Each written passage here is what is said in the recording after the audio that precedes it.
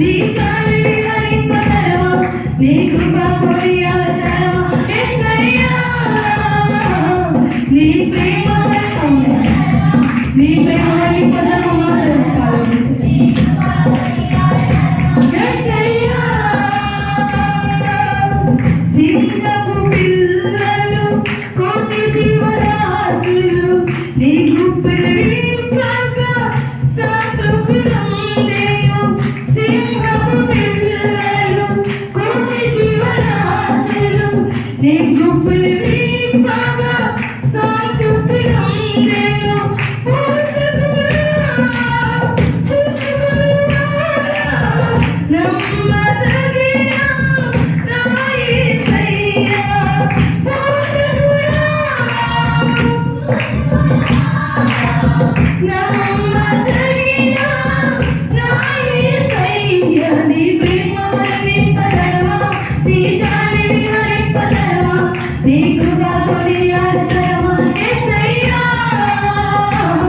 నీ ప్రేమ వర్ణింపతరమా, నీ కృప కొనియాడతరమా, నీ ప్రేమ వర్ణింపతరమా, నీ కృప కొనియాడతరమా యేసయ్యా. యేసయ్యా యేసయ్యా యేసయ్యా యేసయ్యా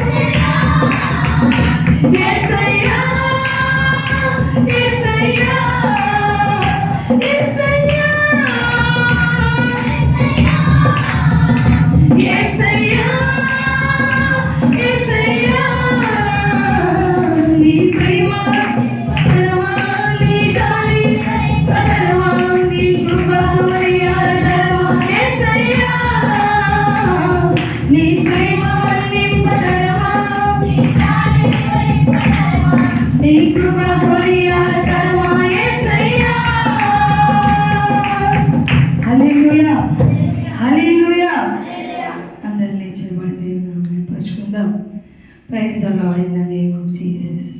Hallelujah, hallelujah. నాది యేసుని ప్రేమ, నన్ను మార్చిన ప్రేమ పాడుచూ స్తుతిస్తూ ఆరాధిద్దాం. Praise the Lord. నాది యేసుని ప్రేమ మధురాతి మధురము ఔలయ్యా, నన్ను మార్చిన ఔలయ్యా మరపురానిది కాదా. హల్లెలూయా హల్లెలూయా హల్లెలూయా హల్లెలూయా హల్లెలూయా. వెంకట పాద ఉన్న స్వరముతో శక్తితో హల్లెలూయా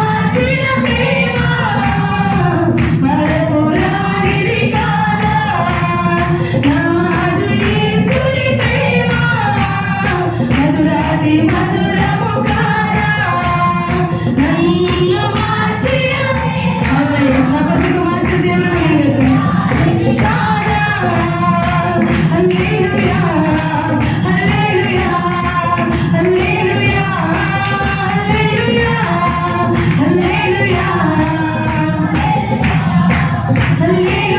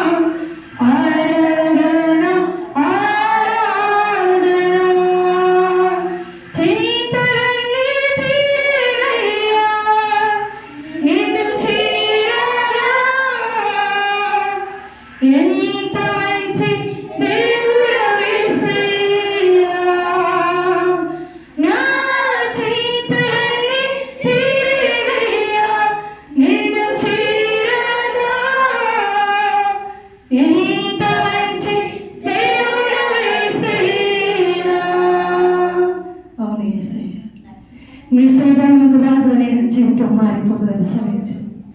నీ జీవితం మారాలంటే నన్ను నమ్ముకోమన్నావు తండ్రి. నీ జీవితం మారాలంటే నా యొక్క కన్నీళ్ళు విడుచుచు ఓ దేవుని సన్నిధానంలో ఆగమన్నావు తండ్రి. ఏ బిడ్డ అయితే కన్నీళ్ళు విడుస్తూ వాళ్ళ సమస్యల్ని ముందుకు తీసుకొస్తున్నారు, ఆ సమస్య నుండి విడుదల కలుగును గాక. వారి ప్రశ్నలకు సమాధానం కలుగును గాక. వారు దేని కొరకు చింతిస్తున్నారో చింత ఏమవుతూ చేస్తున్నాము మనం ఈ మధ్య సన్నిధులు తొలగిపోవును గాక, తొలగిపోవును గాక. అందరూ ఆమె శబ్దం తొలగిపోవును గాక. యేసునామములో తొలగిపోవును గాక. ఆరోగ్యము తొలగిపోవును గాక. ఆరోగ్యం వచ్చును గాక. ప్రతి సమస్య నుండి కలుగును గాక. పేదరికము నుండి కలుగును గాక. నిరుద్యోగము నుండి కలుగును గాక. ప్రమోషన్ నుండి కలుగును గాక. ప్రతి సమస్యకు నేను మాత్రమే పరిష్కారం చూపువాడు తండ్రి. ప్రతి సమస్య నుండి నా పట్టుదల పొందుకోను కాక. ప్రమోషన్ కోసం ఎదురు చూసిన వారు ప్రమోషన్ పొందుకోను కాక. గృహం కోసం ఎదురు చూసిన వారు గృహమును పొందుకోను గాక. ఉద్యోగం ఎదురు చూసిన వారు ఉద్యోగమును పొందుకోను గాక. స్వస్థత కొరకు ఎదురు చూసిన వారు స్వస్థత పొందుకోను గాక. ఆయన ఆ యొక్క ధన సమృద్ధి లేకైనా ప్రభు బాధపరుచున్న వారికి ధన సమృద్ధి కలుగును గాక. పనులు లేని వారికి పనులు కలుగును గాక. మతి స్థిమితి లేని వారికి స్థిమితి కలుగును గాక. ఇదే చిన్న ప్రభావం చెబుతున్నారు ప్రభా, ధారణ విడుదల కలుగును గాక. పూర్ణ ఆరోగ్యముతో నింపబడు గాక తండ్రి. పూర్ణ మనసుతో నింపబడు గాక. పూర్ణ శాంతి గలవారిగా పట్టుబడి చేయమని ప్రార్థిస్తున్నాము తండ్రి. ఆయనకు వందలు జ్ఞాపకం చేసుకోతండి. వారి కన్నీరు విడుస్తున్నా ప్రభు, ఏది అడుగుతున్నారు నా ప్రభు, దానికి జవాబు పొందుకోను గాక. ఆశీర్వాదం పొందుకోను గాక. ఆరోగ్యం పొందుకోను గాక నా ప్రభానికి వందలు చేస్తున్నాము తండ్రి. పట్టుబడి నా ప్రభు సమయంలో దర్శించేందుకు వందలు చేస్తున్నాము. ఇంతవరకు మా పాటలు మనం పొందినారు తండ్రి. వాక్యం ద్వారా మాతో మాట్లాడము తండ్రి. వాక్యం ద్వారా దర్శించము తండ్రి. వాక్యం అనే వారిగా నచ్చిన ఖడ్గముతో నా ప్రభు పట్టుబిడ్డ ఖండించబడు గాక. వాక్యం ద్వారా జీవితం సరిచేయబడు గాక. వాక్యం ద్వారా నెమ్మది పొందుకును గాక. స్వస్థ పొందుకును గాక. నా ప్రభు శాంతి పొందుకును గాక. ఆదరణ పొందుకును గాక. అతడి కుటుంబ పట్టుబిడ్డకి దయచేసి మనం పొందమని యేసునామమున ప్రార్థిస్తున్నాము తండ్రి. అందరూ దయచేసి కూర్చున్నాం.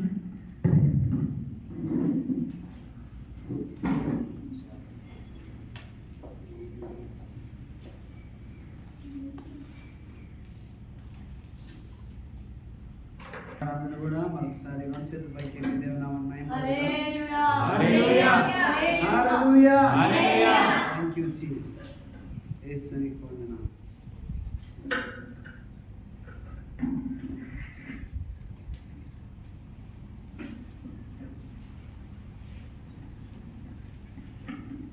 దేవుని స్తోత్రం. చక్కటి వాతావరణం మనం కలిగి ఉన్నాం. దేవుని స్తోత్రం. హల్లెలూయా. సో ఈ దినాన్ని మనం పోయిన వారాన్ని దేవుడు చాలా చక్కటి విషయాలను మనం తెలుసుకోవడం జరిగింది. దేవుని స్తోత్రం. హల్లెలూయా.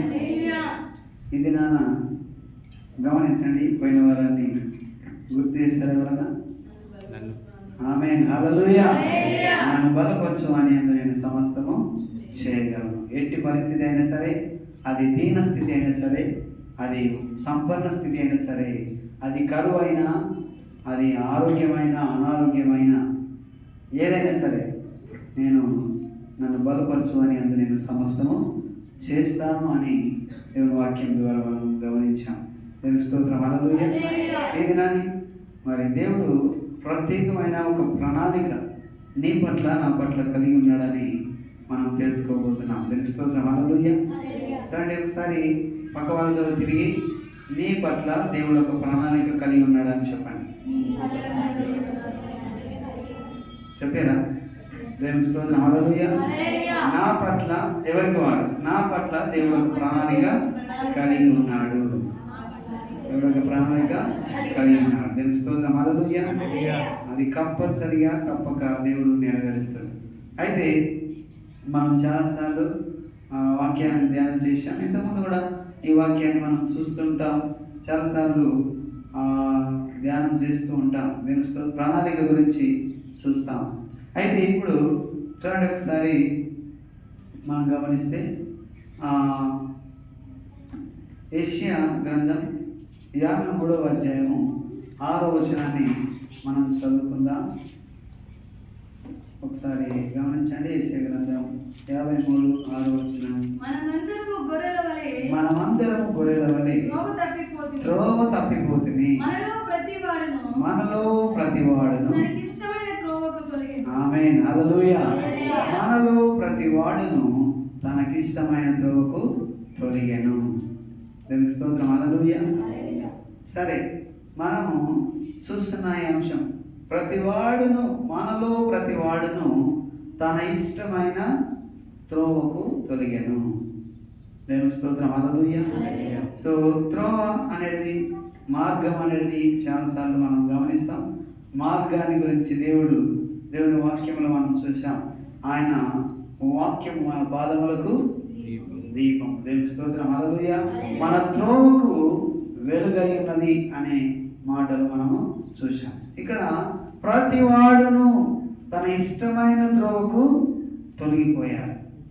చూడండి, మనకు ప్రణాళిక దేవుడు కలిగి ఉన్నా కూడా మనము కొన్నిసార్లు ఆ ప్రణాళికను లెక్క చేయక, ఆ ప్రణాళికను పెడిచెవిన పెట్టి, మనం దాన్ని విననొల్లని వారుగా ఉండి, దాన్ని నెరవేర్చని వారుగా ఉండి, మన సొంత ప్రణాళికలు, సొంత ఆలోచనలు, సొంత త్రోవకు మన ఇష్టానుసారమైన త్రోవ. చూడండి, ఎవరన్నా ఒక ప్రణాళిక ఇస్తే, లేకపోతే ఎవరన్నా చెప్పిన దాన్ని కొన్నిసార్లు చేయొచ్చు, కొన్నిసార్లు చేయకపోవచ్చు. అయితే మంచిది అనిపిస్తే మనం చేస్తాం, మంచిది అనిపించకపోతే మనము చేయం. మన ఇష్టానుసారమైంది అంటే మనకు నచ్చింది, మనకి ఏది సరి అయిందో అనిపిస్తుందో, ఏది ఇష్టమైంది అనిపిస్తుందో, ఏది మంచిగా అనిపిస్తుందో ఆ త్రోవలో మనం వెళ్ళడానికి ఇష్టపడతాం. ఎవరైనా దాన్ని ఇది కరెక్ట్ కాదని, ఎవరైనా దాన్ని సరి చెప్పడానికో, లేకపోతే ఎవరైనా దాన్ని సంబంధించడానికో, ఇది మంచిది కాదు, ఇలాగ వెళ్ళాలి అని ఎవరైనా మనకు సలహా ఇస్తే తీసుకోం, కోపం వస్తుంది. కొన్నిసార్లు మాకు చాలా తెలుసు, మీరు ఎలా చెప్తారు అని చెప్పి కొన్నిసార్లు మనం ఏం చేస్తామంటే దాన్ని తృణీకరిస్తాం. దేవునికి స్తోత్రం హల్లెలూయా. అలాగా తృణీకరించే సందర్భాల్లో కొన్నిసార్లు మనము ఆ మనిషి ఎవరో, ఆ వ్యక్తి ఎలాంటి సలహా ఇస్తాడో వారిని కూడా మనం లెక్క చేయము. వారు మంచివారా చెడ్డవారా దాన్ని చూడము, ఆ లెక్కలోకి తీసుకోం. నాకే సలహా ఇస్తావా అన్నట్టుగా మనము కొన్నిసార్లు మన ప్రవర్తనను మనం కలిగి ఉంటాం.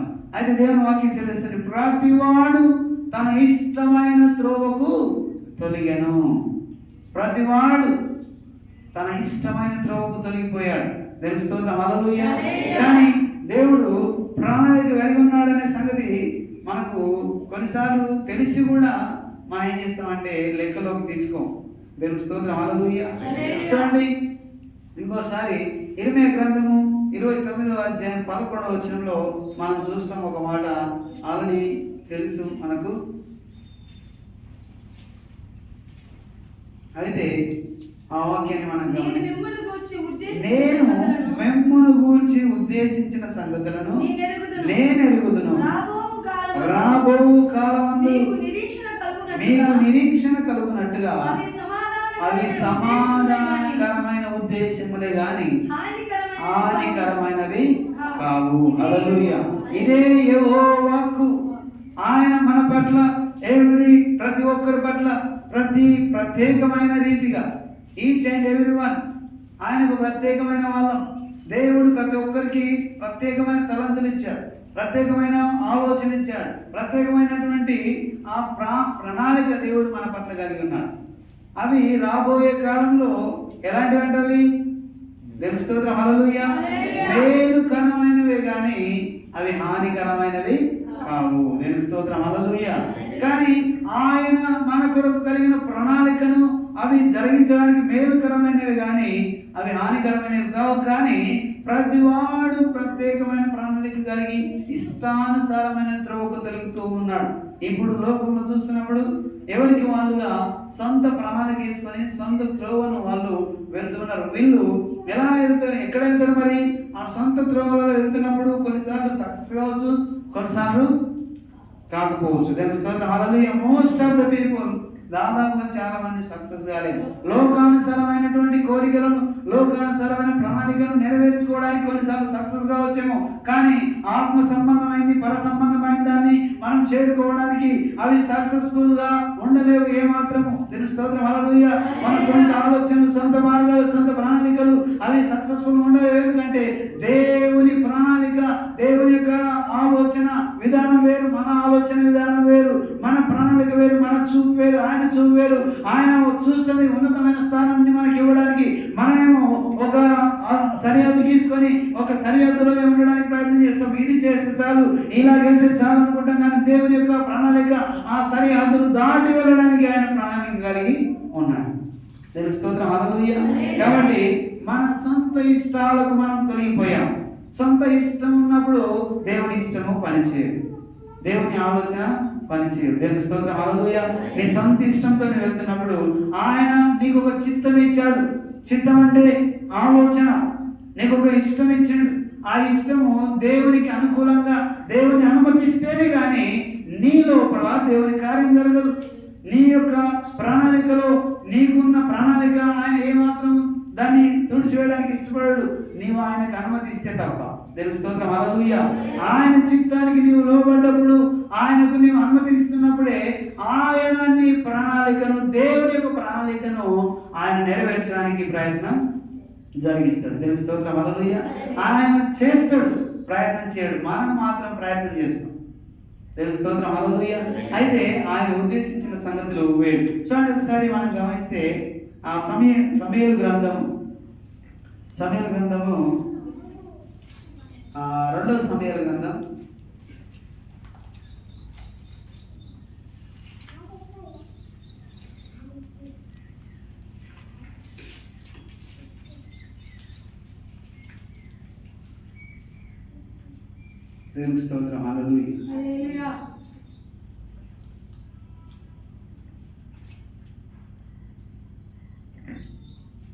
2వ సమయలు గ్రంథము 7వ అధ్యాయం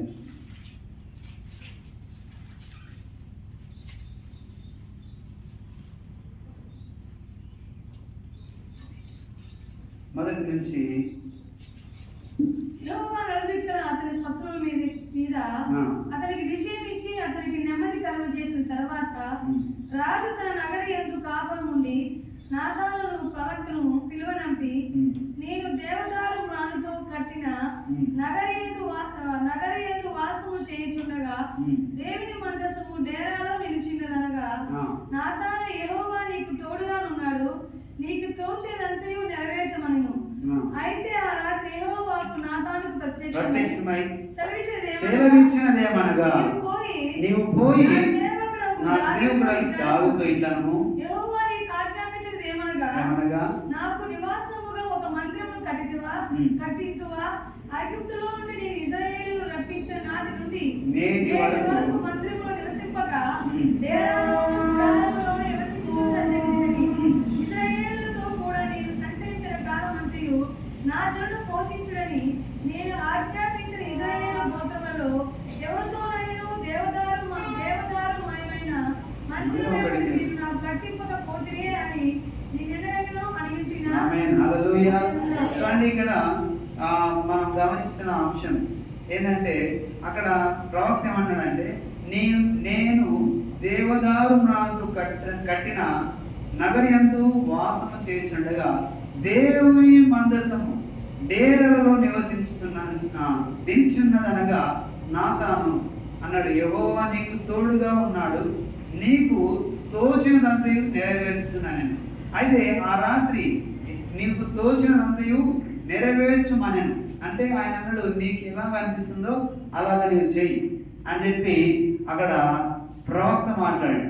ఆ తర్వాత చూడండి, దేవుడు అతనికి ప్రత్యక్షమైన నాతానుతో ఏవో మాట్లాడుతున్నాడు అనమాట. నేను ఎప్పుడన్నా ఒక మందిరాన్ని కట్టించమన్నా, దేవదారు మందిరం కట్టించమన్నా నేను ఎవరినన్నా అడిగానా అని చెప్పి అడుగుతూ లాస్ట్లో మనం 12వ వచనాన్ని మనం గమనిద్దాం. ఇక్కడ నీ దినములు సంపూర్ణమగునప్పుడు నిద్రించిన తర్వాత నీ గర్భములో నుండి వచ్చిన నీ సంతతిని హెచ్చించి హెచ్చించి రాజ్యమును అతనికి ఆ రాజ్యం అతనికి స్థిరపరిచేదను. అతడు నా నామము ఘనత కొరకు ఒక మందిరమును కట్టించును. అతని రాజ్య సింహాసనము ఆమేన్ హల్లెలూయా నేను నిత్యముగా స్థిరపరిచేదను. అంటే ఆ మధ్యలో ఉంటది ఆయన మాట్లాడిన విషయాలన్నీ కూడా చూడండి. ఒక ప్రణాళిక దావీదు కలిగి ఉన్నాడు. అంటే ఆయన సొంతంగా అనుకున్నాడు, నేను దేవుని కొరకు ఒక మందిరము నిర్మించాలని. దేవుని స్తోత్రం హల్లెలూయా. దేవుని మందసం నేనేమో చాలా మంచి బిల్డింగ్లలో ఉన్నాను, కానీ దేవుని మందసం డేరాలో ఉండడం ఆయనకి ఇష్టం లేదు. అంతకుముందు చూడండి, అంతకుముందు దావీదు దేవుని యొక్క సముఖంలో దేవుని సన్నిధిలో నాట్యం ఆడినట్టు మనము చూస్తాం.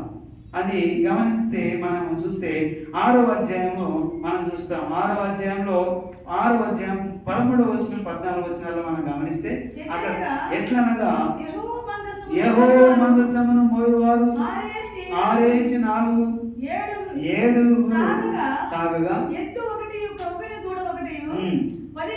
వధింపబడిన దావీదు నారతో నేయబడిన ఎఫోదును ధరించిన వాడై శక్తి కొలది యెహోవా సన్నిధిని నాట్యం ఆడుచుండెను. హల్లెలూయా. శక్తి కొలది యెహోవా సన్నిధిలో నాట్యం ఆడుచున్నాడు. దావీదు ఆయన రాజుగా ఉన్నాడు. ఆయన ఎఫోదును ధరించుకొని ఆయన దేవుని యొక్క సన్నిధిలో ఆ మందసం ఎదుటిగా ఆయన నాట్యం ఆడుతున్నాడు చూస్తున్నాం.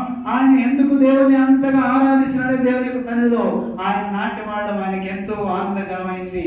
ఆ తర్వాత మనం గమనిస్తే కింద ఆయన అలాగా చేయడం కొంతమందికి ఇష్టం కాలేదు. సొంత భార్య అయినటువంటి ఒక ఆమెకు ఇష్టం కాలేదు. ఆమె ఆయన హేళన చేసింది. ఆ తర్వాత ఆయన అన్నాడు, నేను ఎక్కడ ఉన్నాను, నేను యెహోవా సన్నిధిలో నేను నాట్యం చేశాను కదా అని చెప్పి ఆయన మాట్లాడతాడు. దేవుని స్తోత్రం హల్లెలూయా. ఆ తర్వాత ఆయన అనుకుంటాడు, ఇంకా డేరాలో ఉంచడం మంచిది కాదు, ఒక మందిరాన్ని నిర్మించాలి అని ఒక ప్రణాళిక కలిగి ఉన్నాడు. కానీ ఈయన ప్రణాళికను దేవుని ప్రణాళిక చూడండి, ఆయన ఆశపడ్డాడు నేను నిర్మించాలని. కానీ దేవుడు అన్నాడు, నేనేమన్నా అడిగానా? దేవదారు ప్రాణంతో ఒక మందిరాన్ని కట్టమన్నానా అని చెప్పి అంతకుముందు ప్రవర్తనడు, నీ ఇష్టం, నీకు తోచినట్టు చెయ్యి, ఎందుకంటే దేవుడు నీకు తోడై ఉన్నాడు అన్నాడు. ఆ తర్వాత దేవుడు మాట్లాడుతున్నాడు, అది ఆయన కాదు కట్టేది. దేవుని స్తోత్రం హల్లెలూయా. ఆయన గర్భములో నుంచిన ఆయన కుమారుని యొక్క రాజ్యాన్ని స్థిరపరుస్తా, ఆయన ఆ మందిరాన్ని నిర్మిస్తాడు. దేవుని స్తోత్రం హల్లెలూయా. చూడండి, ఒక ప్రణాళిక మనం అనుకుంటాం, మన వరకు మనం జరిగించాలనుకుంటాం, మనం సొంత ఆలోచనతో చేయాలనుకుంటాం, మనం పూనుకోవడం మంచిదే, అది మంచిదే, మందిర నిర్మాణం మంచిదే. కానీ దేవుని ఆలోచన వేరు, దేవుని ప్రణాళిక వేరు. అంతవరకు చాలా విషయాలు ఆయన చేశాడు, దేవునికి అనుకూలంగా నడుచుకున్నాడు, దేవుని నమ్మాడు, దేవుడు చెప్పింది చేశాడు, దేవుని యొక్క సన్నిధిలో ఆయన ఆరాధకుడు ఉన్నాడు. దావీదు అన్నాడు, ఆయన నా హృదయాన సారుడు. దావీదు ఎవరట? దేవుని స్తోత్రం హల్లెలూయా. నేను ఆయన నా హృదయం ఎలా ఆలోచన చేస్తా అలా చేస్తాడు అని చెప్పి దావీదు గురించి ఒక సాక్ష్యం ఇచ్చిండు దేవుడు. అయితే ఇప్పుడు ఆయన అనుకున్నాడు ఒక మందిరం కట్టాలని, కానీ అక్కడ దేవుని యొక్క ఆలోచన వేరుగా ఉన్నది. దేవుని స్తోత్రం హల్లెలూయా. రాబో తరాల కొరకు, రాబో రోజుల కొరకు ఏదైతే మనం దేవుని ఉద్దేశం ఏదైతే ఉందో అది హానికరమైంది కానీ కాదు, అది మేలు జరిగించడానికి జరుగుతుంది. దేవుని స్తోత్రం హల్లెలూయా. చాలా సార్లు మనం ప్రయత్నం చేస్తాం ఒకదాన్ని సాధించాలని, ఒకదాన్ని చేరుకోవాలని, ఈ సొంత ప్రణాళికలతో సొంత ప్రయత్నాలతో మనకున్న శక్తియుక్తులన్నింటినీ ఉపయోగించి ఆ పని జరిగించాలనుకుంటాం. కానీ దేవుని ప్రణాళిక అది కాకపోతే అది జరగదు. దేవుని స్తోత్రం హల్లెలూయా. నీవు అనుకుంటాం అన్ని రకాల ప్రయత్నం చేస్తాం. అక్కడ దావీదు కూడా అన్ని ఏర్పాట్లు చేస్తున్నాడు మందిర నిర్మాణం కొరకు. దేవుని స్తోత్రం హల్లెలూయా. కానీ అక్కడ నాతాను ప్రవక్తతో మాట్లాడుతున్నాడు, నేనేమన్నా కట్టించమన్నా? దేవుని స్తోత్రం హల్లెలూయా. ఆ తర్వాత ఎవరు కట్టిస్తారు అని చెప్పి కూడా మాట్లాడుతున్నాడు. అంటే నీ తరమే, నీ మట్టుకే కాదు, నీ నెక్స్ట్ జనరేషన్ కూడా దేవుడు నీ ద్వారా ఒక ప్రణాళిక కలిగి ఉంటాడు. దేవుని స్తోత్రం హల్లెలూయా. హల్లెలూయా. నీ మట్టుకే ఒక ప్రణాళిక ఆయన కలిగి లేడు. నీ తర్వాత తరం వచ్చేదాని కొరకు కూడా దేవుడు ఒక ప్రణాళిక కలిగి ఉన్నాడు. రాబోయే రోజుల్లో జరిగేదాని కొరకు ఆయన ఒక ప్రణాళిక కలిగి ఉన్నాడు. నీకు ఇచ్చిన ప్రణాళిక నీవు నెరవేరుస్తున్నావు.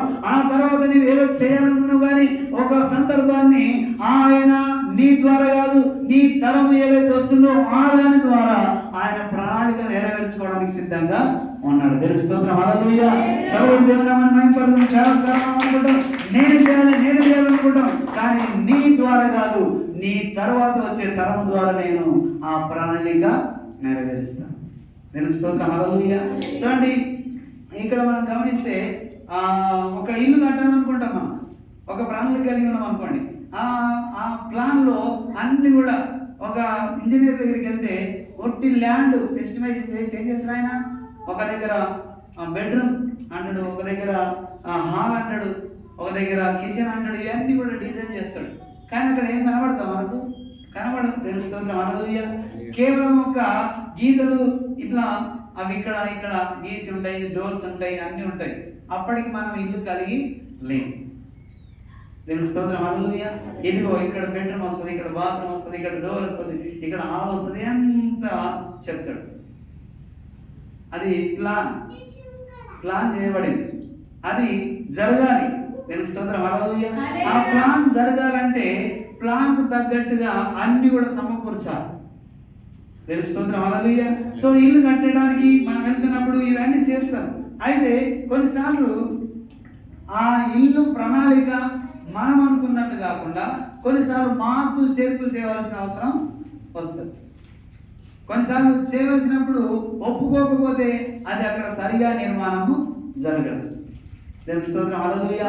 అలాగే ఒక ఇల్లు లేనప్పుడు మనం ప్లాన్ చదువుకొని ఇదిగో ఇక్కడ బెడ్రూమ్, ఇక్కడ బాత్రూమ్ అని మనం కొన్నిసార్లు చెప్తున్నప్పుడు అరే ఈ ఉట్టి రూమే ఉట్టిదే ఉన్నది, ఇక్కడ బెడ్రూమ్ బాత్రూమ్ అంటున్నాం అనే ఆలోచన వస్తుంది. అవునా? అలాగే నీకు లేని ఆ ఆలోచన, అంటే నీవు కలిగి ఉన్న ఆలోచన ఏదైతుందో అది జరగాలని, నిర్మాణం జరగాలని మనం కలిగి ఉన్న ఆలోచన ఏదైతుందో, రాబోయే రోజులు ఒక ఇల్లు కలిగి ఉంటానని నేదైతే కళ అంటున్నావో ఆ కళ తర్వాత తరం వారు కానీ లేకపోతే నీ ద్వారా కానీ నెరవేర్చబడుతుంది. కొన్నిసార్లు నీ ద్వారా జరగకపోతే నెక్స్ట్ జనరేషన్ ఎవరైతున్నారో దాని నిర్మాణము కొనసాగిస్తారు. దేవుని స్తోత్రం. హల్లెలూయా. ఇక్కడ దేవుడి యొక్క ప్రణాళిక చూడండి. దావీదుకు ఇంతవరకు చాలా చేసిండు దావీదు. ఆయన ద్వారా అనేకమైన అద్భుత కార్యాలు జరిగించండు దేవుడు. గొల్యాతును ఓడించిండు, బలం ఇచ్చిండు. ఇంకా అక్కడ ఒక మాట రాయబడింది ఏమనంటే, అక్కడ ఒక దగ్గర రాయబడింది, నీ గొర్రెల కాపరివైన నీతో అని చెప్పి ఒక మాట రాయబడి ఉంటుంది. ఆయన అలాంటి స్థాయిలో నుంచి తీసుకొచ్చిన అతన్ని దేవుడు ఒక రాజుగా నియమించిండు. దేవుని స్తోత్రం. హల్లెలూయా. రాజుగా నియమించి అతన్ని దేవుడికి మహిమకరంగా ఉండే ఒక ప్రణాళిక ఆయనకి ఇచ్చి రాజ్యాన్ని పరిపాలించడానికి ఆయన ప్రయత్నం జరిగించండు. ఆ సందర్భంలో నేను ఇంకా ఈ మందిరాన్ని కూడా నేనే నిర్మించాలనుకున్నప్పుడు దేవుడు అతనితో ఆ మాట మాట్లాడుతున్నాడు. నీవు కాదు, ఎవరంట? నీ నెక్స్ట్ తరం, అంటే నీ గర్భంలో నుంచి వచ్చిన, అక్కడ చూడండి మరొకసారి 12వ వచనాన్ని మనం గమనిస్తే అక్కడ మాట్లాడుతున్న మాట ఏమన్నాడు? నీ గర్భములో నుండి వచ్చిన నీ సంతతిని హెచ్చించి రాజ్యమును అతనికి స్థిరపరిచేదను. అతడు నా నామ ఘనత కొరకు ఒక మందిరమును కట్టించును. అతని రాజ్య సింహాసనం నేను నిత్యముగా స్థిరపరిచేదను. దేవుని స్తోత్రం. హల్లెలూయా. చూడండి, దావీదుకు ఏదైతే ఆ వాగ్దానం చేయబడిందో అది ఎవరి దగ్గరికి వస్తుంది? దావీదు తర్వాత సొలొమోను తన యొక్క గర్భంలో పుట్టిన ఆయన దాన్ని మొత్తం స్థిరపరిచే అవకాశం దేవుడు అతనికి ఇచ్చాడు. దానికి స్తోత్రం. హల్లెలూయా. కొన్నిసార్లు మనం కొన్ని అనుకుంటాం, కానీ జరగనప్పుడు మనం బాధపడకూడదు. ఎందుకంటే నీవు అనుకున్నవన్నీ జరగడానికి దేవుడు కొన్నిసార్లు అనుమతించకపోవచ్చు. నీవు చేయాలనుకొని ప్రయత్నం చేస్తున్న దాని కొరకు దేవుడు నీకు అనుమతి లేకపోవచ్చు, నీవు దాని ద్వారా చేయలేకపోవచ్చు. అలాంటప్పుడు మనం దిగులు పడిన అవసరం లేదు, బాధపడిన అవసరం లేదు. మనము దేవుని కలిగినటువంటి దాన్ని మనం ఏం చేయాలంటే ప్రార్థన రూపంలో మనం వదిలేయాలి. అప్పుడు దాన్ని దేవుడు స్థిరపరిచి నీ తర్వాత వచ్చే దాని కొరకు ఆయన ఒక ప్రణాళిక కలిగి వాళ్ళ ద్వారా అది జరిగించడానికి అవకాశం ఉంటుందని చెప్పి మనం చూస్తున్నాం. అంటే ఇక్కడ మనం ఏం చూస్తున్నాం అంటే మన ద్వారానే జరగాలని పట్టుపట్టకూడదు కొన్ని పనులు. హల్లెలూయా. నేనే చేయాలి, ఇది అయిపోవాలి, ఇది అయిపోవాలి, ఇది అయిపోవాలని మనం పట్టుబడకూడదు. ఎందుకంటే అక్కడ దేవుని ఉద్దేశము అక్కడ లేదు. దేవుని స్తోత్రం, హల్లెలూయా. కాబట్టి కొన్నిసార్లు అలా జరగలేదే, ఇది ఎందుకు జరగలేదు, నా వల్ల ఎందుకు జరగలేదని మనం చాలాసార్లు బాధపడతాం, చాలాసార్లు దిగులు పడతాం. అయ్యో నేను చేయలేనా, నా వల్ల కాదా, నాకు శక్తి లేదా. దావీదు కూడా అనుకుని ఉండొచ్చు, ఇంత చేశాడేమో ఈ మందిరాన్ని నిర్మించలేనా, అన్ని సమకూర్చుకున్నాడు. కానీ అక్కడ రాయబడింది 8వ వచనం, మనం 7వ అధ్యాయం 8వ వచనంలో ఒక మాట రాయబడింది. కాబట్టి నీవు నా సేవకుడు అగు దావీదుతో ఇలా చెప్పుము, సైన్యములకు అధిపతి యెహోవా నీకు సెలవిచ్చినదేమనగా, గొర్రెల కాపులోనున్న నిన్ను గొర్రెల దొడ్డిలో నుండి తీసి ఇజ్రాయేలును నా జనుల మీద అధిపతిగా నియమించితిని. నీవు పోవు చోట్లనల్లా నీకు తోడుగా నుండి నీ శత్రువులందరినీ నీ ఎదుట నిలవకుండా నిర్మూలన చేసి లోకములోని గనులైన వారిని పేరు నీకు కలుగజేసి ఉన్నాను. దేవుని స్తోత్రం, హల్లెలూయా. అంటే అతని స్థితిని గురించి మాట్లాడుతున్నాడు ఇక్కడ. దేవుని స్తోత్రం, హల్లెలూయా. దావీదు యొక్క స్థితి, మునుపున్న స్థితిని గురించి మాట్లాడుతున్నాడు. అంటే నీవు ఎలాంటి స్థితిలో ఉన్నావు? ఒకప్పుడు గొర్రెల కాపరిగా ఉన్నావు, గొర్రెలను కాసుకునేవాడుగా ఉన్నావు. అంటే ఎక్కడ నీకు పేరు లేదు, ఎక్కడ ఎన్నిక లేని వాడుగా ఉన్నావు, కేవలం ఒక మామూలుగా అడుగులో ఒక గొర్రెల కాపరిగా ఉన్నావు. ఆ స్థితిలో నుంచి నిన్ను తీసి ఎక్కడ ఉంచాను? ఇశ్రాయేలు నా ప్రజలను పరిపాలించడానికి నిన్ను రాజుగా నియమించాను. నేను స్తోత్రం, హల్లెలూయా. అది నా ప్రణాళికని తెలియజేయడానికి ఈ మాట దేవుడు మాట్లాడుతున్నాడు. చూడండి, నీవు ఎక్కడున్నావో, ఒకప్పుడు నీవు ఎలాంటి స్థితిని కలిగి ఉన్నావో, ఒకప్పుడు నీకు ఒకసారి జ్ఞానం చేసుకుంటే మన స్థితి ఏంటో ఒకసారి జ్ఞానం చేసుకోండి. నా స్థితి, నీ స్థితి ఒకప్పుడు ఏముండేది, ఎలా ఉండేది, ఆ స్థితిలో ఉన్న ఆ స్థానంలో నుంచి నీవు దేవుడి ద్వారా ఈ స్థితిలోకి నడిపించబడ్డావు, ఇప్పుడున్న పరిస్థితిలోకి నడిపించబడ్డావు. అది కేవలము దేవుని కృప. దేవుని స్తోత్రం, హల్లెలూయా. అది ఎవరి కృప? కేవలం దేవుని కృపనే.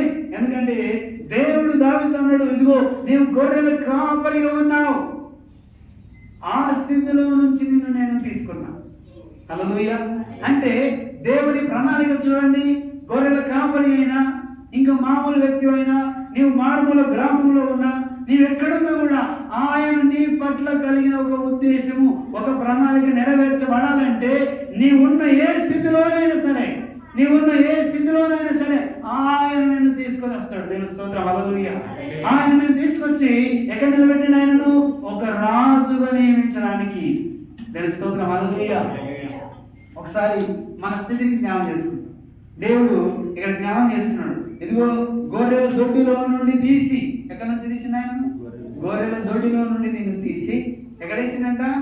ఇశ్రాయేలుల నా జనుల మీద అధిపతిగా నియమించితిని. హల్లెలూయా.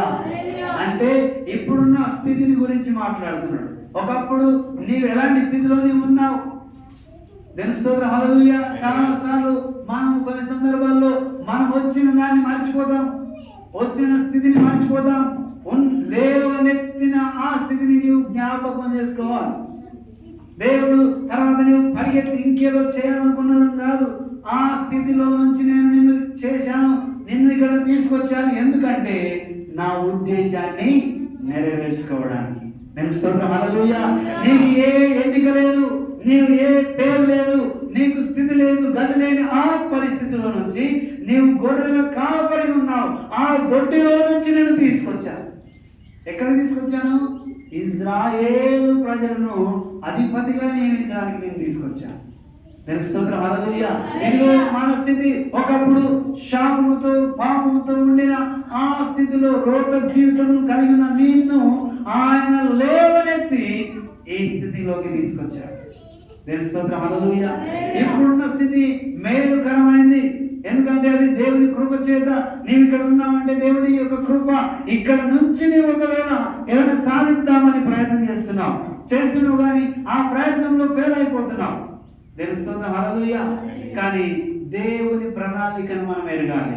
ఒకవేళ పదే పదే ఫెయిల్ అవుతున్నాం, పదే పదే దాన్ని చేయలేకపోతున్నాం అంటే దేవుని ఉద్దేశము దాని పట్ల లేదని మనము గమనించాలి. దేవుని స్తోత్రం, హల్లెలూయా. ఇంకొక ఉద్దేశం ద్వారా దేవుడు నీకు ఒక ప్రణాళిక ఇస్తున్నాడు. దాన్ని నీవు ఇంతవరకు అన్ని చేశావు, ఇంకా నీవు చేయలేదంటుంటే దేవుడు ఒక ప్రణాళిక నీకు వేరుగా ఇస్తాడు. దేవుని స్తోత్రం, హల్లెలూయా.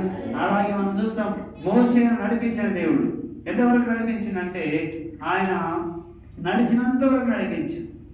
ఆ తర్వాత యెహోషువకు దాన్ని అప్పచెప్పాడు. దేవుని స్తోత్రం, హల్లెలూయా. చూడండి, చాలాసార్లు మనం కొన్ని సందర్భాల్లో నీకున్న ప్రణాళిక నెరవేర్చడానికి ప్రయత్నం చేస్తే, మనకున్న ప్రణాళిక మన సొంత త్రోవకు తొలగి మనం ప్రయత్నం చేస్తే మనం చేయలేము. దేవుని స్తోత్రం, హల్లెలూయా. దేవుని యొక్క మార్గాన్ని ఇక్కడ ఒక మాట మనం చూద్దాం. యెషయా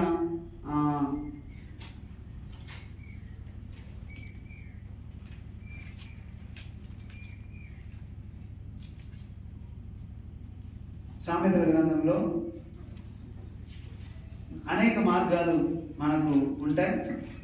ఒక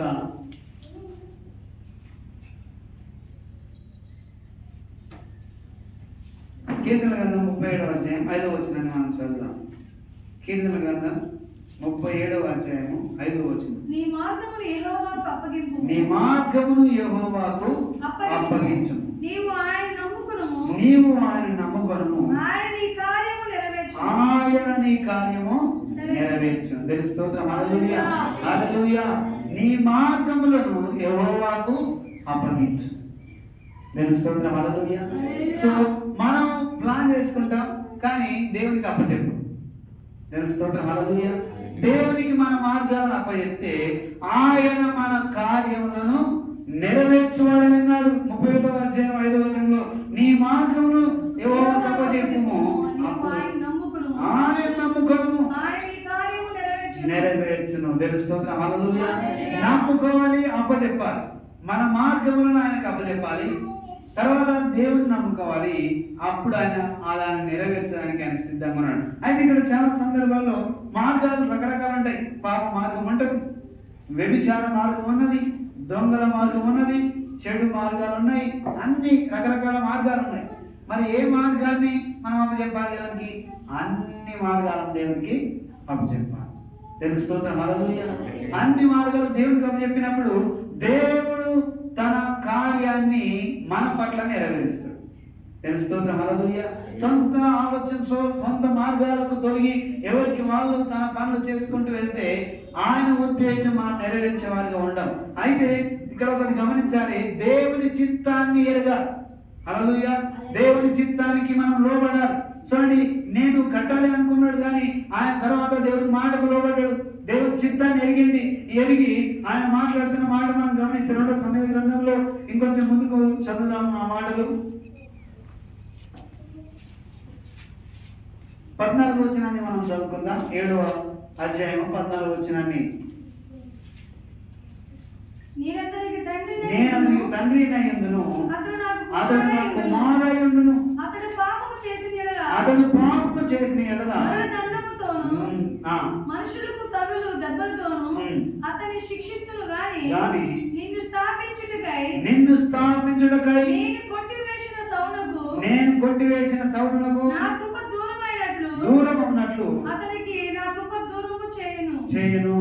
నీ మట్టుకు నీ సంతానము నీ రాజ్యమును నిత్యము స్థిరపరచు, నీ సింహాసనము నిత్యము స్థిరపరచబడనను. ఆమేన్. తనకు కలిగిన దర్శనం అంతటిని బట్టి ఈ మాటలన్నిటి చెప్పున నాతాను దావీదుకు వర్తమానము తెలియజెప్పాను. దేవుని స్తోత్రం, హల్లెలూయా, హల్లెలూయా.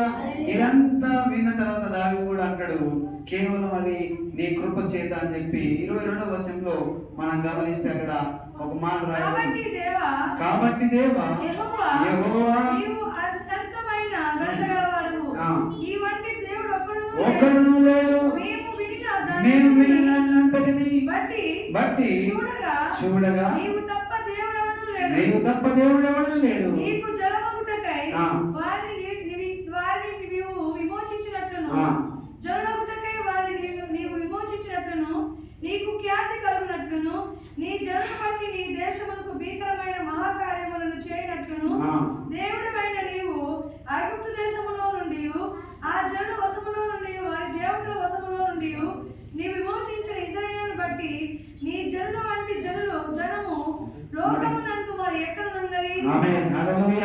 దేవుని స్తోత్రం. ఆ తర్వాత మనం చూస్తే ఆయన కుటుంబం గురించి అంతా కూడా మాట్లాడతాడు. ఆ తర్వాత ఆయన కూడా అంటాడు, నీ వంటి దేవుడు ఎవరు లేడు. దేవుని స్తోత్రం. హల్లెలూయా. నీ వంటి దేవుడు ఎవరు లేదు. ఇదంతా కూడా ఎలా జరిగింది అంటే కేవలము నీ కృప ద్వారా జరిగింది అని చెప్పి మనం అక్కడ చూస్తాం. దేవుని స్తోత్రం. హల్లెలూయా. అయితే ఆయన సన్నిధిలో మనం ఆయన అన్నాడు, అయ్యో నీ ద్వారా నా ద్వారా జరిగించాలనుకున్నా కానీ ఇది ఎలా అలా జరగడం వీలు కాదు కదా అనలేడు కానీ దేవుని చిత్తానికి లోబడ్డాడు. ఓకే, అది దేవుని కృప వదిలేసిండు. ఆయన ఇష్టపడ్డాడు, ఆయన సంతోషించాడు. ఇది దేవుడు జరిగిస్తున్న కార్యం అని చెప్పి ఎరిగి ఆయన సంతోషించి నీ దృష్టికి అది మంచిగా ఉంది కాక అన్నట్టుగా ఈ అధ్యాయం అంతా కూడా మనం చదివితే ఆయన మాటలు అక్కడ ఉంటాయి. అది దేవుని కృప ద్వారా ఇదంతా జరిగింది. ఇదిగో నా మాటకి కాదు, నా తర్వాత తనకు కూడా ఒక ప్రణాళిక దేవుడు కలిగి ఉన్నాడు అని చెప్పి ఆయన సంతోషించినట్టు మనము చూస్తాం. దేవుని స్తోత్రం. హల్లెలూయా. అంటే మనము కలిగిన దాన్ని మన ద్వారా కాకుండా మన సంతానం ద్వారా నెక్స్ట్ జనరేషన్ ద్వారా కూడా దేవుడు కార్యం జరిగిస్తాడనే సంగతి మనం జ్ఞాపకం చేసుకోవాలి. దేవుని స్తోత్రం. హల్లెలూయా.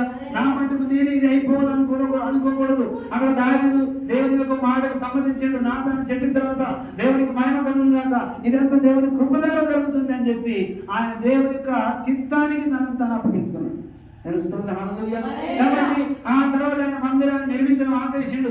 ఆ తర్వాత వచ్చి ఆయన సొలొమోను ఏదైతే చేసిండో ఆయన చక్కటి మందిరాన్ని నిర్మించడానికి దేవుడు ఆయనకి అనుమతించిండు. ఆ తర్వాత అధ్యాయంలో మనం చూస్తాం సొలొమోను ఒక మందిరాన్ని నిర్మిస్తాడు. హల్లెలూయా. సో అంటే మనం ఏం చూస్తున్నాం అంటే మన సొంత త్రోవకు మనం తొలగకూడదు. దేవుడు చెప్పిన మాట ఏదైతుందో దానికి మనం లోబడే వరకు ఉండాలి. అంతవరకు అన్ని కార్యాలు చేయించినటువంటి జరిగించినటువంటి దావీదు కూడా తన సొంత ఆలోచనతో వెళ్ళలేడు. హల్లెలూయా. సొంత ఆలోచనతో వెళ్ళకుండా ఏం చేసినంటే ఆయన దేవుని మాటకు లోబడ్డాడు. దేవుని స్తోత్రం. హల్లెలూయా. దేవుని చిత్తానికి తను అప్పగించుకున్నాడు. దేవుని నామానికి మహిమ కలుగును గాక, ఇదిగో ఇది అంత దేవుని కృప ద్వారా జరిగిందని ఆయన ఒప్పుకోలు చేసుకున్నాడు. దేవుని స్తోత్రం. హల్లెలూయా. దేవుని కృప ద్వారా ఇదంతా జరిగింది, ఇది నా మటుకు కాదని చెప్పి ఆయన ఒప్పుకోలు చేసుకున్నాడు. ఇదంతా నాతానుతో మాట్లాడిన తర్వాత మళ్ళీ నాతాను దేవుని యొక్క దావీదుకు తెలియజేసిన తర్వాత దేవుని నామాన్ని మహిమపరుస్తాడు. ఆయన అక్కడితో సంతోషిస్తాడు. దేవుని స్తోత్రం. హల్లెలూయా. ఇది ఎలా జరగదు నా వల్ల అనుకోలేదు. దేవుని చిత్తాన్ని మనము ఏం చేయాలంట, దేవుని చిత్తాన్ని మనం ఎరగాలి. మన ద్వారా జరగని దాన్ని మనం ప్రయత్నం చేయకూడదు. దేవుని స్తోత్రం. హల్లెలూయా. కొన్నిసార్లు మనం అన్ని చేయొచ్చాము కానీ కొన్ని సందర్భాల్లో మనం చేయలేని ఉంటాయి. అవి దేవుని నామానికి మహిమ తెచ్చేదిగా, దేవుని నామానికి మహిమ తెచ్చేదిగా మనం దేవుని చిత్తానికి లోబడి ఆయన చెప్పినట్లు చేయడానికి సిద్ధపడాలి. ఈ మందిరం నీ గర్భము నుంచి వచ్చిన వాడు నిర్మిస్తాడు, ఆయన రాజ్యాన్ని నేను స్థిరపరుస్తాను అన్నాడు. దేవుని స్తోత్రం. హల్లెలూయా. కాబట్టి అంటే మనం ఏం గమనిస్తున్నామంటే మన స్థితి ఏంటి, ఆ తర్వాత నేను ఎక్కడ తీసుకొచ్చాడు దేవుడు, ఆ తర్వాత నీవేమనుకుంటున్నావు, నీవేం చేయడానికి పరిగెత్తుతున్నావు, ఆ పరిగెత్త దాంట్లో దేవుని యొక్క ప్రణాళికను మనం మర్చిపోకూడదు.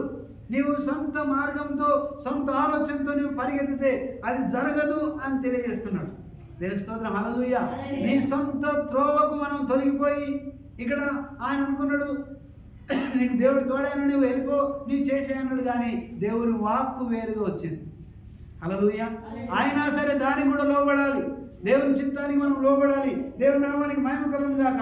ఇదిగో దేవుడు జరిగించడానికి మనం ఒప్పుకోలు. ఆయన చిత్తానికి లోబడ్డప్పుడు ఇక ఉత్తమమును అనుకూలమైనది దేవుని చిత్తం ఎరిగి మనము రూపాంతరం పొంది ఆయన చెప్పినట్లు చేయడానికి మనం సిద్ధపడాలి. రోమపత్రికలో 12వ అధ్యాయం మనం చూస్తాం. దేవుని చిత్తాన్ని ఎరగాలి, రూపాంతరం పొందాలి, మారు మనసు తెచ్చుకోవాలి. నీవు అనుకున్నది జరగకపోయినంత మాత్రాన, నీవు వెళ్తున్న మార్గంలో నీవు విజయం పొందుకున్నంత మాత్రాన దేవుని చిత్తం జరగదనుకోకూడదు. దేవుని స్తోత్రం. హల్లెలూయా. దేవుడు నీ కొరకు ఒక ప్రణాళిక కలిగి ఉన్నాడు. ఆ ఉద్దేశము నీ ద్వారా కాకుండా నీ తరం ద్వారా కూడా జరిగించడానికి ఆయన ప్రణాళిక కలిగి ఉన్నాడు. దేవుని స్తోత్రం. హల్లెలూయా.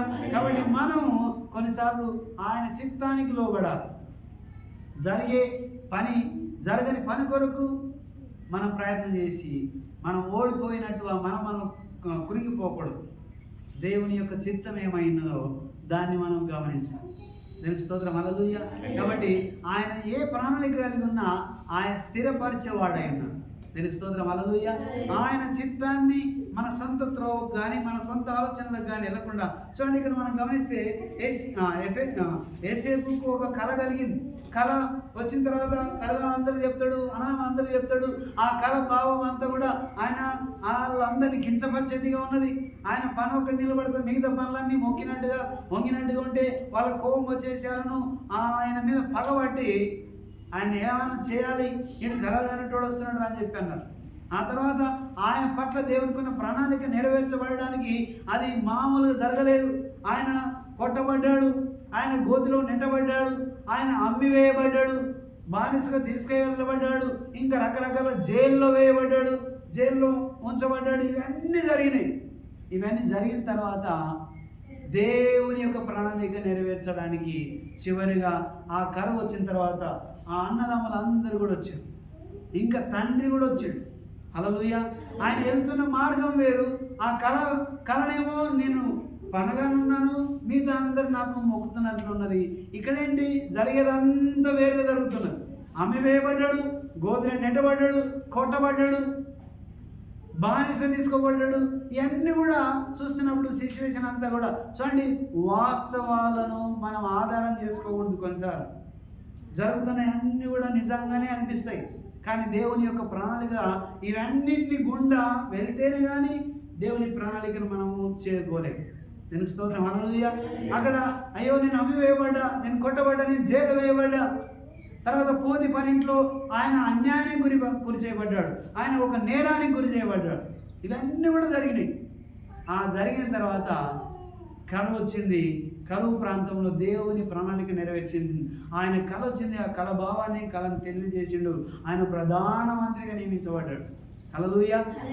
అంటే ఆయన ఎక్కడున్నాడు, ఆయన ఏం చేయబడుతున్నాడు అనేది కాదు, కానీ దేవుని యొక్క ప్రణాళిక ఆ యొక్క పరిస్థితుల గుండా వెళ్ళవలసిన అవసరం వచ్చింది.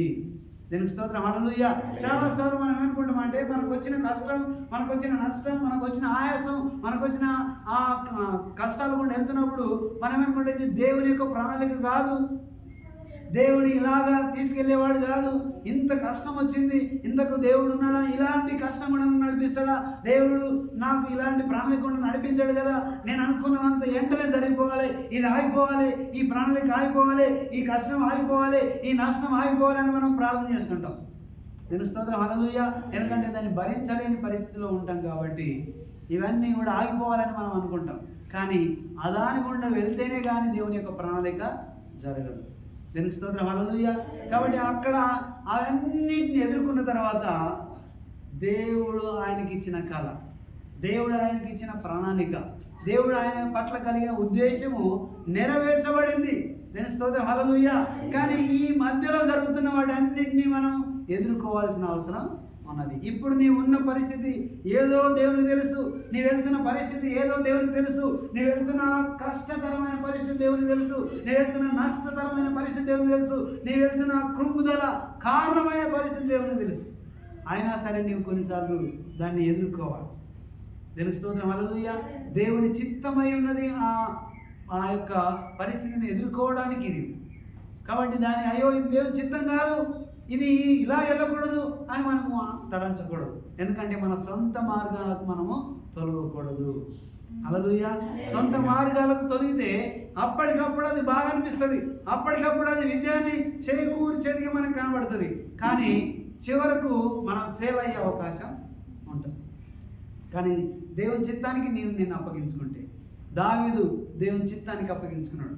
ఆయన ఆ ప్రణాళిక ఒప్పుకున్నాడు. దేవుని ప్రణాళిక, ఎస్ ఇది నా వల్ల కాదు, నా తరం వారు దీన్ని నిర్మిస్తారు అంటే చూడండి, ఇక్కడితో ఆగదు దేవుని ప్రణాళిక. చాలాసార్లు రేపు ఏం జరుగుతుందో తెలియదు ప్రజలకు. ఇవో నీకు తెలుసు నేను చనిపోతే నేను దేవుని సన్నిధికి వెళ్తానని. దేవునికి స్తోత్రం. హల్లెలూయా. ఆ నిరీక్షణ నీకున్నది, పర సంబంధమైన నిరీక్షణ నీకున్నది. ఇదిగో నాకేమవుతుందంటే నేను ఎదుర్కొంటా, ఎందుకంటే నా దేవుడు నాతో ఉన్నాడు, నేను రక్షణలో ఉన్నాను, నాకు భద్రత ఉన్నది, ఆయన సన్నిధికి నేను చేరుకుంటా అనే నిరీక్షణ నీకున్నది. రేపు జరిగేబోయేదాని కొరకు ఒక నిరీక్షణ నువ్వు కలిగి ఉన్నావు. దేవుని స్తోత్రం. హల్లెలూయా. రాబోయే రోజుల్లో మనం ఎదుర్కొంటున్న పరిస్థితికి ఒక నిరీక్షణ మనం కలిగి ఉన్నాం. ఆ నిరీక్షణ ఏంటంటే నీవు దేవునితో చేరుకుంటావు, నీవు దేవునితో ఏకమవుతావు, నీవు పరలోక రాజ్యానికి వారసుడు అవుతావు. అక్కడ నీకు సమాధానం ఉంటుంది, అక్కడ నెమ్మది ఉంటుంది, ఆరాధనలో నీవు ఉంటావు అనే నిరీక్షణ నీకు ఉన్నది.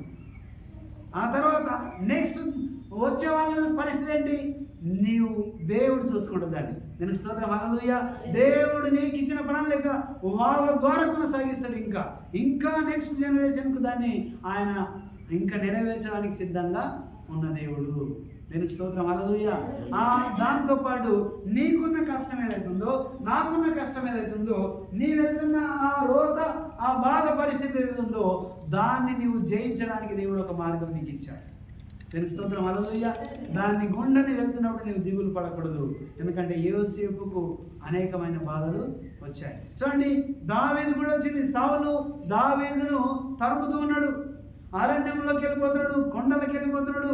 ఆయన అరణ్యాలలో తలదాచుకున్నాడు, గుట్టలో తలదాచుకున్నాడు. ఆయన నిద్రలేని రాత్రులు గడిపిండు.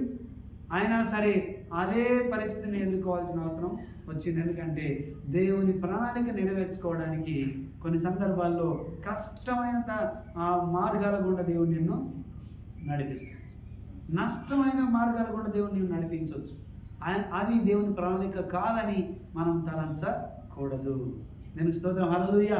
దేవుని చిత్తం మనం నెరవేర్చేవారుగా, దేవాన్ని చిత్తం అని చెప్పి మనం చెప్పేవారుగా ఉండాలి. ఒక స్త్రీ ఉంది, అంత ఆమె దేవుడు ఆమెకు గొర్రెలుగా ఉన్నది, ఇంతకుముందు మనం చెప్పుకున్నాం. కానీ ఆమెకు దేవుడు ఒక కుమారుని కలిగిస్తాడు. ఆ కుమారుడు బాగులేడు, తలనొప్పి వచ్చి ఆయన ఏడ్చి ఆయన చనిపోతాడు. చనిపోతే ఆమె దైవదేవుని దగ్గరికి ఎదుర్కొనడానికి వెళ్తే ఆయన అంటాడు, అమ్మా అంతా మంచిదినా అంటే ఆమె అంటది ఎవ్రీథింగ్ ఈజ్ గుడ్ అంటది. హల్లెలూయా. ఆల్రెడీ ఆయన ఆమె తన కుమారుడు చనిపోయినాడు. అప్పుడు కూడా అంటది ఆమె, నీకు అంత బాగున్నామా అంటే అవును అంత మంచిదే అంటది. నేను స్తోత్రం హల్లెలూయా. అంటే ఆమె ఏదైతే లోపల ఏదైతే జరిగిందో అది తెలియజేయడానికి ఇష్టం లేదు. ఆయన అడిగిన దానికి సమాధానం చెప్తుంది. అంతా మంచిదంటే అంతా మంచిది అంటాడు అంటది. కానీ ఏదైతే ఆమె మాట్లాడుతున్న వేదన ఉన్నదో దాన్ని గమనించిన దైవజనుడు అంటాడు, ఆమె వ్యాకులతో ఉన్నది, ఆమెకు ఏదో జరిగింది, మనం వెళ్దామని చెప్పి ఆయన ఆమెతో పాటు వెళ్తాడు. తెలుగు స్తోత్రం హల్లెలూయా. తన సేవకుని పంపిస్తే ఆమె ఇష్టపడదు, ఆయనను తీసుకొని వెళ్తుంది. వెళ్ళినప్పుడు ఆ గదిలోకి వెళ్ళి ఆ కుమారుణ్ణి ఆయన ప్రార్థన చేస్తాడు. చేసి తిరిగి ఆయనకు జీవం వస్తుంది. తెలుగు స్తోత్రం హల్లెలూయా. సో అంటే మనం ఉన్న పరిస్థితిని మనం కొన్నిసార్లు బాధ కలిగించేది ఉంటుంది, అది నెమ్మది లేనితనాన్ని క్రియేట్ చేస్తుంది. అయినా సరే దేవుడి చిత్తము లేనిది ఏది జరగదని నీవు నమ్మాలి. తెలుగు స్తోత్రం హల్లెలూయా. దేవుని చిత్తం జరగాలి అని మనం నమ్మాలి. అప్పుడు ఖచ్చితంగా దేవుని కార్యం నీ పట్ల నా పట్ల నెరవేర్చబడుతుంది. అందుకే ఆయన ఉద్దేశాలు, నీ కొరకు ఒక ఉద్దేశం దేవుడు కలిగి ఉన్నాడు. ఆ ఉద్దేశం నెరవేర్చబడాలంటే నీవు కష్టాన్ని ఎదుర్కోవాలి, నష్టాన్ని ఎదుర్కోవాలి. కొన్నిసార్లు మనం ఇలా బోధించవచ్చు, నీవు దేవుని సన్నిధికి వస్తే నీకు అంత మంచి జరుగుతుంది అని బోధన వినొచ్చు మనం. కానీ జరగకపోతే హల్లెలూయా, దేవుని స్తోత్రం, ఈ పాస్టర్ అలాగే చెప్పిండు కానీ ఇది జరగట్లేదు, నాకు అంత కష్టం ఉన్నది అని లోపల మనం కృంగిపోయే అవకాశం ఉంటుంది. అలా అని చెప్పి దేవుని చిత్తం అది కాదని మనం చెప్పలేము. దేవుని స్తోత్రం హల్లెలూయా. యోబును చూడండి, అన్ని పోయిన మనం చెప్పుకున్నాం, అన్ని పోయినా కూడా ఆయన అన్నాడు దేవునికి మహిమ కలుగు గాక, దేవుని చిత్తం నెరవేర్చబడను గాక. దేవుని స్తోత్రం హల్లెలూయా. అంత దగ్గరగా నీవు దేవుని చిత్తానికి నిన్ను నీవు అనుమతించుకోవాలి. దేవునికి స్తోత్రం హల్లెలూయా. దావీదు అదే చేసిండు. దేవుడు ఆయనతో మాట్లాడిన దాన్ని ఆయన ఒప్పేసుకొని దేవునికి మహిమ కలుగును గాక, ఇది కేవలం దేవుని కృప అన్నాడు. నీ వంటి వాళ్ళు ఎవరు లేరు, నీ వంటి వాళ్ళు దేవుడు ఎవడు లేడు, ఇది కేవలం దేవుని కృప అని చెప్పి ఆయన ఒప్పేసుకున్నాడు. దేవునికి స్తోత్రం హల్లెలూయా. అలాగా మన సొంత త్రోవకెళ్ళక దేవుని చిత్తానికి మనం లోబడి ఆయన చిత్తాన్ని, మన చిత్తాన్ని, నీ చిత్తాన్ని లేకుండా దేవుని చిత్తానికి మనం అప్పచెప్పుకోవాలి.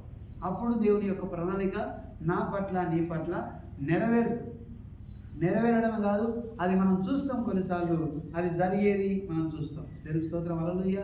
అది నీకు నాకు జరగాలంటే నీ చిత్తం ఉండకూడదు, నీ చిత్తం ఉండకూడదు, నీ ఇష్టం ఉండకూడదు, నీ సొంత మార్గం ఉండకూడదు, నీ సొంత మార్గానికి నీవు తొలగకూడదు.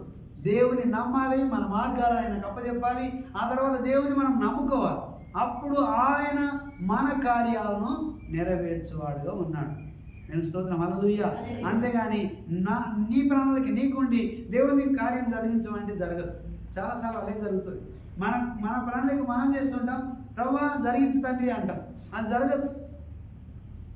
మన సొంత మార్గం నుండి వెళ్తున్నావు, మళ్ళీ జరిగించు ప్రభువా అంటావు, అది జరగదు. నీవు దేవుని చిత్తానికి నీవు లోబడాలి. నేను స్తోత్రం, హల్లెలూయా.